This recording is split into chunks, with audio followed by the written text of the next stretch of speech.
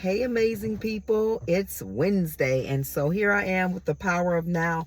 I'm sitting in my car because there's a lot going on in my house.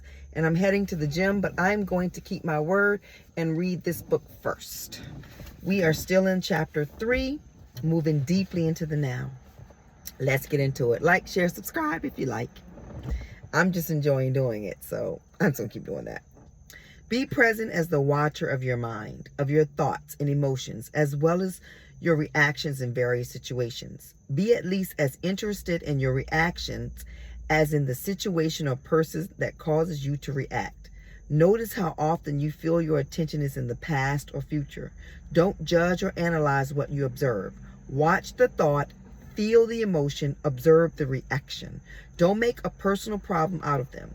You will then feel something more powerful than any of these things that you've observed.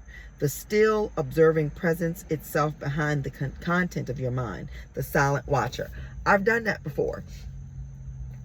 Watched it like it wasn't happening to Tracy, but somebody else, and I was observing it. Oh, that ring, that's the nose ring. And the reaction was far different when I let myself feel the emotion, when I allowed myself to be angry, if that's what it was, or cry, but not get caught up in the crying or the tears or to blame other people for their part in it. It does work. Just try it. It keeps you present. Intense presence. I didn't know he was going to say this. Intense presence is needed when certain situations trigger a reaction with a strong emotional charge, such as when your self-image is threatened, a challenge comes into your life that triggers fear, things go wrong, or an emotional complex from the past is brought up. In those instances, the tendency is for you to become unconscious. The reaction or emotion takes you over. You become it. You act it out. You justify it, make wrong, attack, defend, except that isn't you. It's the reactive pattern, the mind in its habitual survival mode. We'll say, well, they deserved it. She wasn't wrong. He wasn't wrong. They deserved that. Did they? Or did you decide what somebody deserved based upon what that felt like to you? You weren't observing it. You were all in. You were angry. I watch Jane the Virgin a lot. It's about to go off Netflix tomorrow, so I'm like binging it again.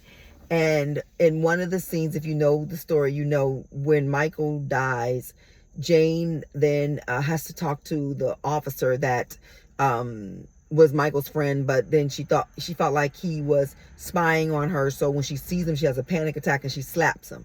Well, everybody's like, well, it's okay. She slapped him. If it were the other way around and he slapped her, we'd be up in arms. She was in error to slap that man because of her feelings. It was her feelings. And she says, oh, I didn't mean to do that. You deserved it. No, he didn't. What he did, you hit him. He didn't hit you. So one of the things I think women have got to stop doing is thinking it's okay to hit a man. Now, I have 2 sons and 2 daughters. We trained our sons. You don't hit women, period. If a girl want to put her hands on you, you got 2 sisters. Let your sisters take her down. Don't you put your hands on her. But I also train my daughters, don't you put your hands on no male. You don't have no right hitting on him because he might not have been raised like that and he might knock the shit out of you. And now my son's got to get involved. Keep your hands to yourself. Everybody just keep your hands to yourself. That's what I tell my middle schoolers. Keep your hands to yourself. Stop putting your hands on each other. That's the best thing I can tell you. Stop putting your hands on each other. Keep your hands to yourself. Because when you do it, you can't justify it and say, my students would be like, Miss Beckwith, he called me such and such, so I hit him. No, you hit him because you hit. He called you that because that's what he does. But if you step out of it, you can say, okay, perfect example. Yesterday, one of my students, my 6th grade students, she smacked this boy upside the head because he called her ugly. So I said, do you believe that his statement was true? She said, yes, I am ugly. I said, okay, so I don't think you're ugly. But if you think you're ugly, why did you hit him if he told you the truth? If you feel ugly and he called you ugly, why did you hit him? You could say, you're absolutely right, because I already believe that. I said, because you know you're not ugly. And you're upset. You want him to not call you ugly. You're looking for him to validate you. He doesn't get to validate you. But you don't get to put your hands on him. And especially not in my class, because I'm going to deal with that. I'm going to call your parent. You don't get to hit. You don't call somebody ugly. But him calling you ugly does not give you the right to hit. One, why did you let that bother you? You're not ugly. And she says, well, I am ugly. And I think she just wanted my attention. I think she's a beautiful girl. She's not ugly. But I told her, well, if he told the truth, why are you mad? That's like somebody, I said to her, that's like somebody saying, hey, that's a red sweater you have on. Well, your sweater is red. So what you getting mad about? She knows she's not ugly. She's a pretty little girl. Okay, where was I at? Where was I at? Identification with the mind gives it more energy. Observation of the mind withdraws energy from it. Identification with the mind creates more time. Observation of the mind opens up the dimension of the timeless.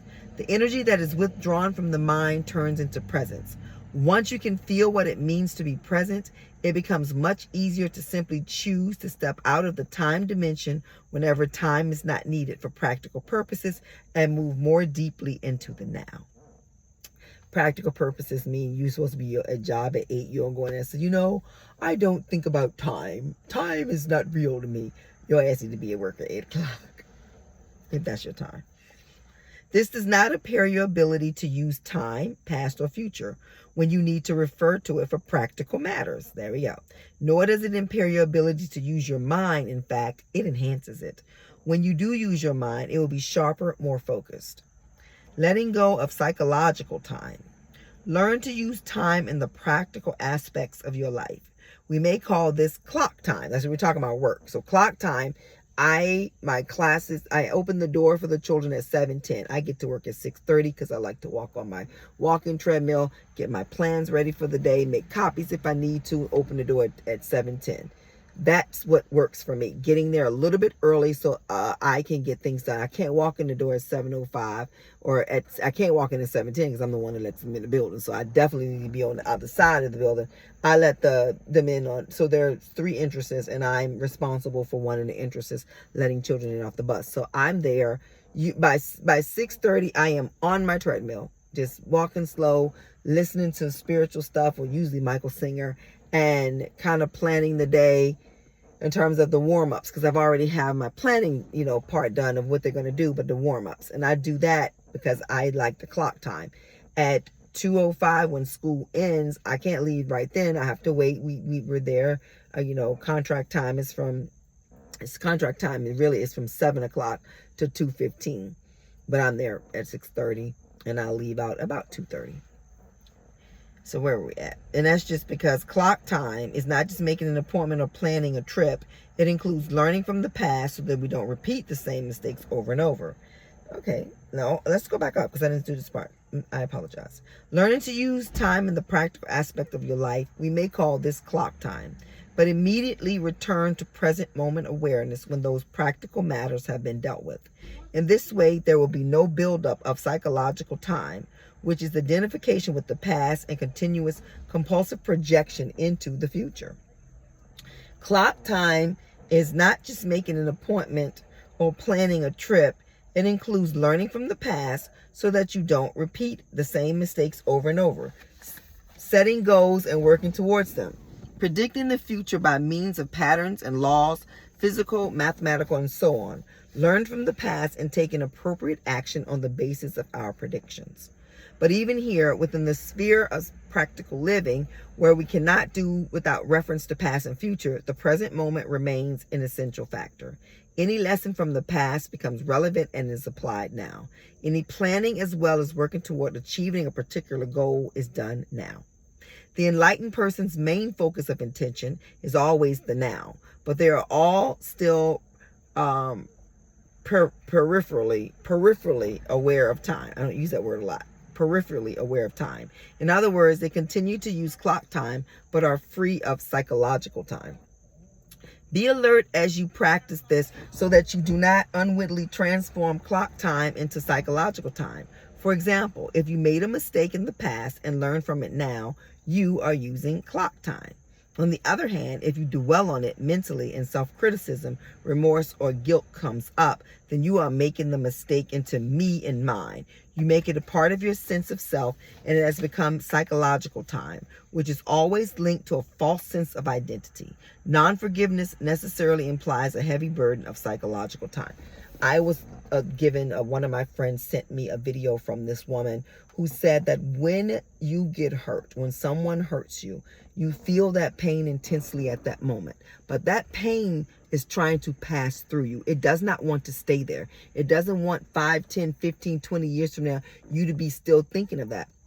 And when you do that, your soul, after the 3rd time of you going back into that memory and allowing it to be a part of you, your soul decides, I don't want to be a part of this.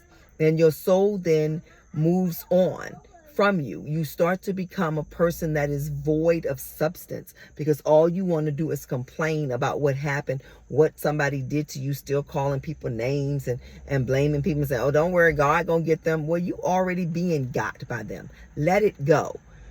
I decided that I'm a brand new person. So everything that's happened to me in the past, if it come up, I go, I don't remember who that happened to. That wasn't me. Because it wasn't me. It wasn't me.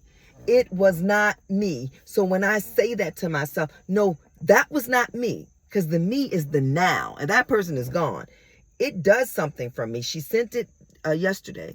And it has made such a profound change in the way I think in one day.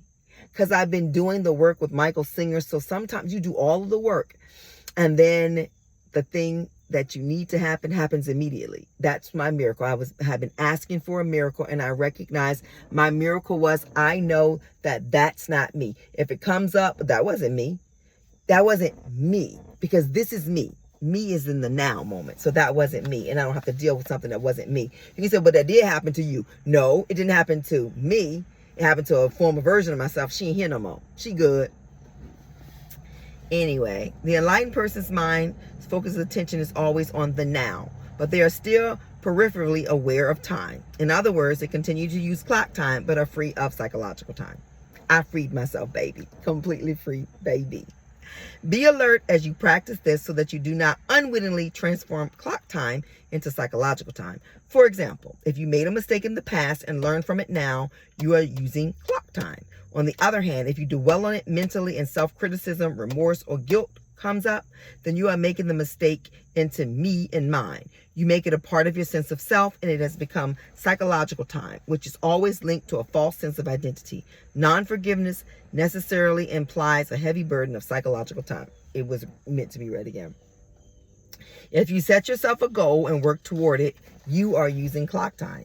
You are aware of where you want to go, but you honor and give your fullest attention to the steps that you are taking at this moment, to the step that you are taking this moment. I'm going to lose 40 pounds. I honor myself in the moment I'm in today.